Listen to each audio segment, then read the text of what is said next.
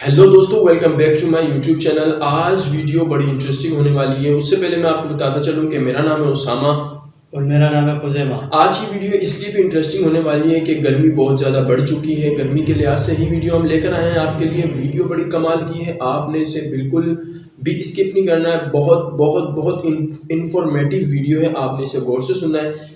जिनकी हम वीडियो देखेंगे ये किसी तारुफ के मोहताज नहीं है। इनका नाम ज़रूराटी यूट्यूब चैनल इनका नाम है और इंशाल्लाह आपको इनकी वीडियो बहुत बहुत पसंद आने वाली है। तो आपने इनकी वीडियो कंप्लीटली वॉच करनी है और आपसे जाते जाते एक छोटी सी रिक्वेस्ट है कि अगर आप हमारे चैनल पर आए गए तो हमारे चैनल को लाजमी सब्सक्राइब करते जाइएगा।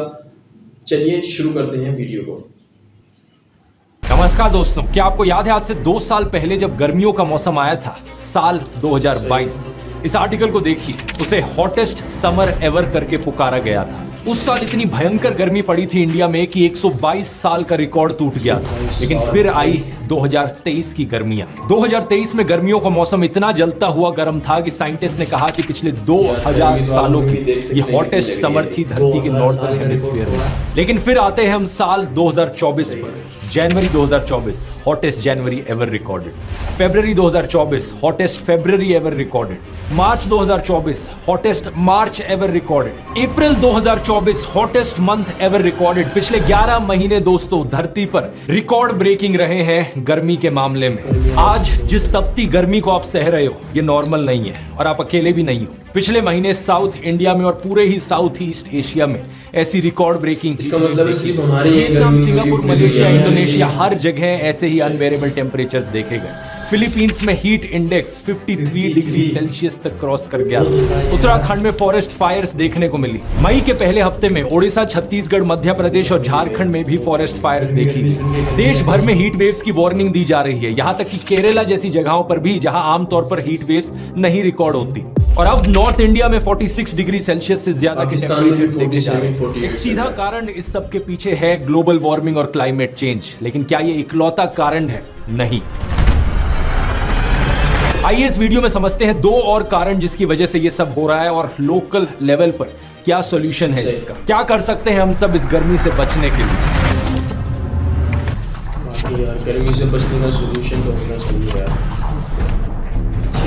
पहले तो हमें यह समझना होगा दोस्तों कि इस तरीके के एक्सट्रीम वेदर इवेंट्स सिर्फ इंडिया या साउथ ईस्ट एशिया में ही नहीं बल्कि धरती के कोने कोने में देखने को मिल रहे हैं। इसी महीने साउथ अमेरिका में क्या हुआ, देखिए खबर को। At least 83 people are dead after days of heavy rain in southern Brazil and more than 100 are missing. Another 122,000 people have been displaced by floods.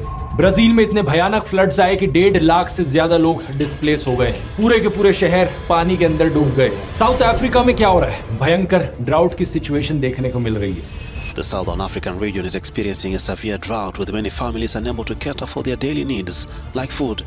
I just spoke with some of the elders from the community, and the last time they can remember this type of drought is 1947. So this is not a normal circumstance. ऐसा drought जो पिछले कई दशकों में नहीं आया है, इसलिए कई सदर्न अफ्रीकन कंट्रीज ने $5.5 बिलियन की रिक्वेस्ट करी है बाकी दुनिया से, भूखमरी की सिचुएशन ना आ जाए।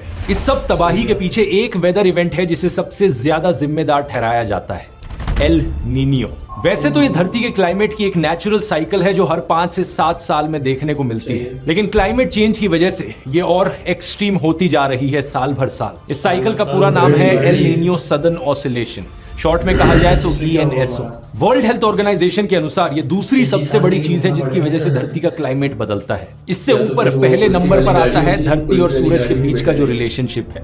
अर्थ जो सन के अराउंड रिवॉल्व करती है जिसकी वजह से मौसम बदलते हैं, गर्मियों के बाद सर्दियां, सर्दियों के बाद गर्मियां आती हैं। लेकिन उस इफेक्ट के बाद दूसरा सबसे बड़ा इंपैक्ट एल नीनियो का ही पड़ता है। क्या है ये एल नीनियो? ये एक ऐसी चीज है जो पैसिफिक ओशन में देखने को मिलती है। पैसिफिक ओशन दुनिया का सबसे बड़ा और सबसे गहरा समुद्र जो एशिया और अमेरिका के बीच में है। इमेजिन करो ये पूरा समुद्र एक टब की तरह है, एक बाथ टब जिसमें पानी इधर से उधर हिलता रहता है। जब आप टब में हाथ फेरते हो तो पानी इधर से उधर चले जाता है, फिर उसके बाद उधर से वापस इधर आता है। इसी तरीके से पैसिफिक ओशन में हवाएं चलती हैं जो ईस्ट से वेस्ट की डायरेक्शन में फ्लो करती हैं। इन हवाओं को ट्रेड विंड्स कहा जाता है और ज्यादातर टाइम ये हमेशा अमेरिका से लेकर एशिया और ऑस्ट्रेलिया की डायरेक्शन में ही फ्लो करती हैं क्योंकि धरती की रोटेशन ऐसे होती है। कोरियोलिस इफेक्ट, इसके बारे में आपने स्कूल में भी पढ़ा होगा। क्योंकि अर्थ वेस्ट से ईस्ट की तरफ रोटेट कर रही है, इस कोरियोलिस इफेक्ट की वजह से ये ट्रेड विंड्स उल्टी डायरेक्शन में फ्लो कर रही है। अब इसकी वजह से नॉर्मली क्या होता है, पैसिफिक ओशन के सरफेस पर जो पानी है वो वेस्ट की दिशा में फ्लो करने लगता है, यानी कि ऑस्ट्रेलिया की तरफ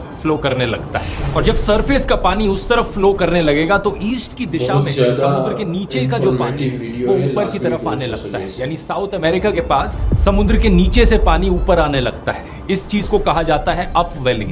ये जो पानी समुद्र के नीचे से ऊपर आ रहा है ये ज्यादा ठंडा होता है कंपैरेटिवली और ज्यादा न्यूट्रिएंट्स होते हैं इसमें। इसकी वजह से मछलियों को, मरीन लाइफ को भी फायदा मिलता है। तो इस नॉर्मल सिचुएशन में जो गर्म पानी है वो ऑस्ट्रेलिया की तरफ चला गया और जो ठंडा पानी है वो साउथ अमेरिका की तरफ आ गया। अब जब पानी गर्म होता है तो वो इवेपोरेट ज्यादा आसानी से हो जाता है और उस इवेपोरेशन की वजह से बादलों की फॉर्मेशन होती है और ज्यादा बारिश देखने को मिलती है ऑस्ट्रेलिया के पास। लेकिन अब इमेजिन करो दोस्तों कि ये ट्रेड विंड्स कमजोर पड़ गई, ये हवाएं इतनी तेजी से नहीं बह रही पैसिफिक ओशन के ऊपर से। बाकी भाई कमाल की वीडियो है, कमाल का, और इतनी ज़्यादा इंफॉर्मेटिव वीडियो है, यकीन करें कमाल है। अगर हम इसे सुन लें, गौर से समझ लें तो हमें पता लग सकता है कि गर्मी क्यों ज़्यादा बढ़ जाती है। ये तो बेशक अल्लाह की कुदरत है और गर्मी होना तो एक है, क्योंकि गर्मी होगी तो सर्दी आएगी, सर्दी जाएगी तो फिर गर्मी आएगी, मतलब ये तो एक मौसम का लिहाज से है सारी चीज़ें।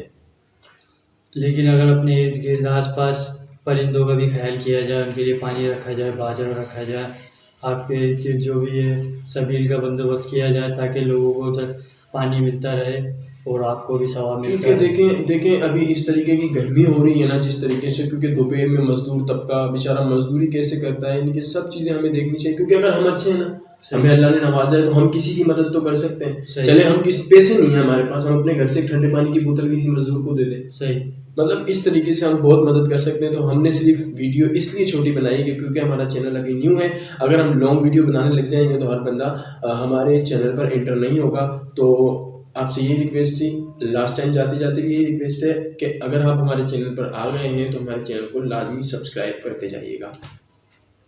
मिलते हैं फिर इंशाल्लाह नेक्स्ट वीडियो में। अल्लाह।